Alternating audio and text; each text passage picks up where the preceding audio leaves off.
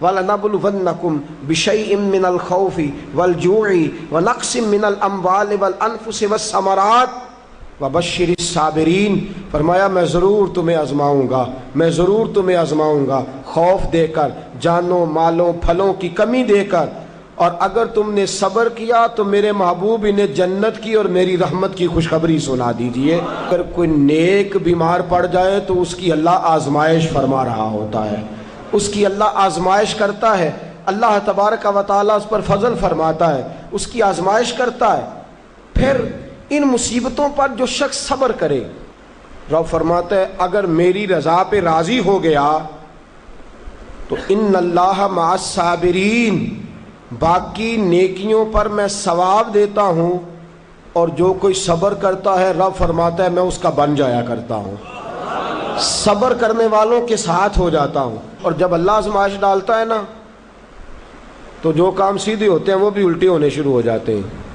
جب خدا کی طرف سے وَلَنَبْلُوَنَّكُمْ بِشَيْءٍ مِّنَ الْخَوْفِ وَالْجُوعِ وَنَقْصٍ مِّنَ الْأَمْوَالِ وَالْأَنفُسِ وَالثَّمَرَاتِ، جب اللہ کی طرف سے آزمائش آتی ہے، جب انسان پر اللہ کی طرف سے کوئی چیز نازل ہوتی ہے، آپ سونے کو ہاتھ رکھتے ہیں تو مٹی ہو جاتی ہے، آپ کسی طرف بھی، بہت سے دوست آ کے کہتے ہیں جی قدم آگے اٹھاتا ہوں جاتا پیچھے ہے کیا کروں، تو میں اکثر عرض کرتا ہوں کہ تھوڑے دن قدم اٹھانا ہی چھوڑ دیں، کیا کریں، بیٹھ کے اللہ اللہ کریں، صبر کریں، دعا کریں۔ کچھ وقت انسان پر ایسا ہوتا ہے، تلک الایام نداولها بین الناس، جو اللہ نے انسان کے دن بدل کے رکھنے ہوتے ہیں، کچھ وقت ایسا ہو، پھر ایک وقت آتا ہے کہ وہی انسان مٹی میں ہاتھ رکھتا ہے تو اللہ اسے سونا بنا دیتا ہے۔ رب آزمائش کرتا ہے، رب آزماتا ہے۔ جو لوگ مصیبتوں پر صبر کرتے ہیں، جو لوگ مصیبتوں پر صبر کرتے ہیں، سید عالم نور مجسم شفیع معظم صلی اللہ تعالی علیہ وسلم نے فرمایا، رب فرماتا ہے ایک بندہ اللہ کی بارگاہ میں کھڑا ہوا، قیامت کا دن ہے، فرشتے نامہ اعمال کھولنے لگے۔ اللہ نے فرمایا فرشتوں تمہیں پتہ ہے میں نے اسے دنیا میں بڑے دکھ دیے تھے، اس پر بڑی آزمائشیں آئی تھیں، اس نے زندگی بڑی تکلیف میں گزاری تھی، تمہیں خبر ہے؟ یا اللہ ہم جانتے ہیں، بڑا صابر ہے، بڑا صابر ہے، اس نے صبر کے ساتھ وقت گزارا، صبر کے ساتھ اپنے اوقات کو طے کیا۔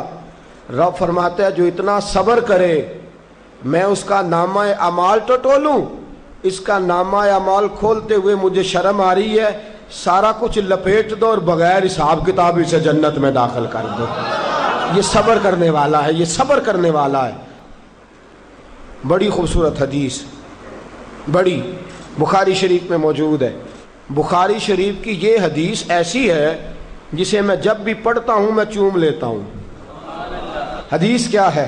رسول کریم صلی اللہ تعالی علیہ وسلم نے فرمایا، رب فرماتا ہے ایک بندہ ہے، اس کو میں نے آنکھیں نہیں دی، اس کو میں نے آنکھیں نہیں دی، اندھا ہے، پیدائشی اندھا ہے یا بعد میں کسی وجہ سے ہو گیا، اس کے پاس آنکھیں نہیں، لیکن اس نے زندگی بھر صبر کیا، اس نے زندگی بھر صبر کیا، صبح قیامت وہ کھڑا ہوا تو رب کریم نے فرشتوں سے فرمایا، فرشتوں اس کو میں نے آنکھیں نہیں دی، بیچارہ نہ بیٹی دیکھ سکا نہ بیٹا، نہ باپ دیکھ سکا نہ ماں، یہ کوئی دنیا کا نظارہ نہیں کر سکا، تم بتاؤ اس کا اجر کیا ہے؟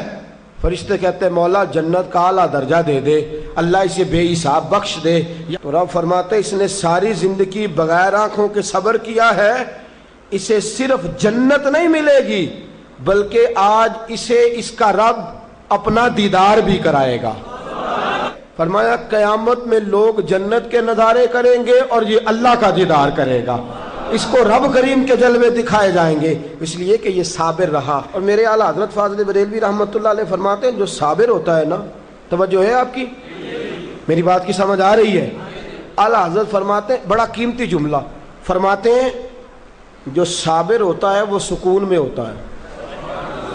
شیخ سعدی رحمۃ اللہ تعالی علیہ کے پاس ایک شخص آیا، کہنے لگا حضرت جی دیکھیں نا میرے پاس اتنے بھی پیسے نہیں کہ میں جوتے لے سکوں، فرمایا صبر کر اللہ دے گا۔ کہنے لگا جی صبر ہی کیا ساری عمر، اس نے جوتے لینے کے برابر بھی پیسے نہیں دیے، ننگے پاؤں پھر رہا ہوں۔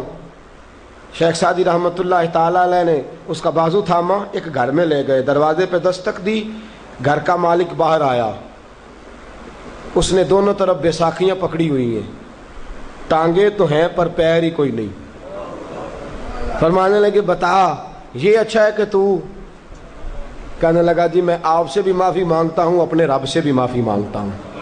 نبی پاک صلی اللہ تعالی علیہ وسلم نے فرمایا خدا اگر تجھے مصیبت دیتا ہے نا، اور ان مصیبتوں پر جب اللہ تجھے قیامت میں اجر دے گا تو تیرا دل چاہے گا کاش سکون ہوتا ہی نہ، آزمائشیں ہی آزمائشیں ہوتی، تو وہ اجر دیکھے گا۔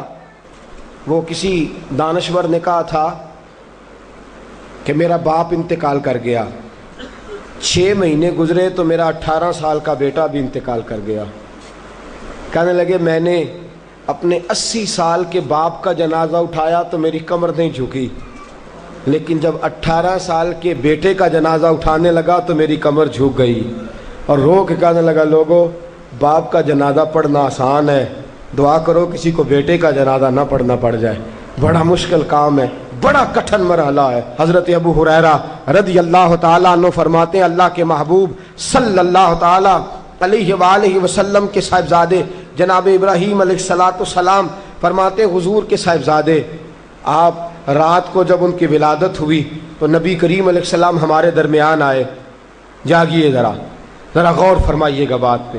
سید عالم صلی اللہ علیہ وسلم تشریف لائے اور ہم نے حضور کے چہرے کو چمکتے دیکھا۔ ہم نے کہا یا رسول اللہ موڈ مبارک بڑا اچھا ہے، حضور کوئی خیر کی خبر ہے؟ فرمایا مجھے مبارک دو، اللہ نے مجھے بیٹا عطا فرمایا ہے۔ فرماتے ہیں اگلے ہی دن، ایک روایت ہے کچھ عرصے کے بعد، ایک روایت ہے اگلے ہی دن ظہر کے بعد میرے محبوب نے پیار کرنے کے لیے بیٹا اٹھایا اور صاحبزادے کی سانسیں اکھڑنے لگی۔ رسول پاک کے صاحبزادے نبی پاک کے مقدس ہاتھوں میں سانسیں اکھڑ رہی ہیں، حضور کے دستے مبارک میں صاحبزادے نے وصال کر دیا۔ آنکھیں بند کی تو نبی کریم کی مقدس آنکھوں میں آنسو آئے۔ رات خوشی تھی، رات حضور مبارکیں وصول کر رہے تھے، رات مسکرا رہے تھے، ایک ہی تو رات گزری ہے، 24 ہی تو گھنٹے ہوئے ہیں، آنکھوں میں آنسو بھر آئے ہیں۔ حضرت عبداللہ ابن عمر رضی اللہ تعالیٰ عنہ عرض کرتے ہیں یا رسول اللہ آپ رو رہے ہیں؟ حضور صاحبزادے کا انتقال ہوا تو رو رہے ہیں؟ نبی رحمت صلی اللہ تعالیٰ علیہ وسلم نے فرمایا عبداللہ دل میرا غمزدہ ہے، آنکھوں میں آنسو ہیں، پر میں اپنی زبان سے وہی جملے کہوں گا جس سے میرا اللہ راضی ہوگا، میں کوئی بے صبری والی بات نہیں کروں گا۔ اور یاد رکھیے مصیبتیں اللہ کے پیاروں پر آتی ہیں۔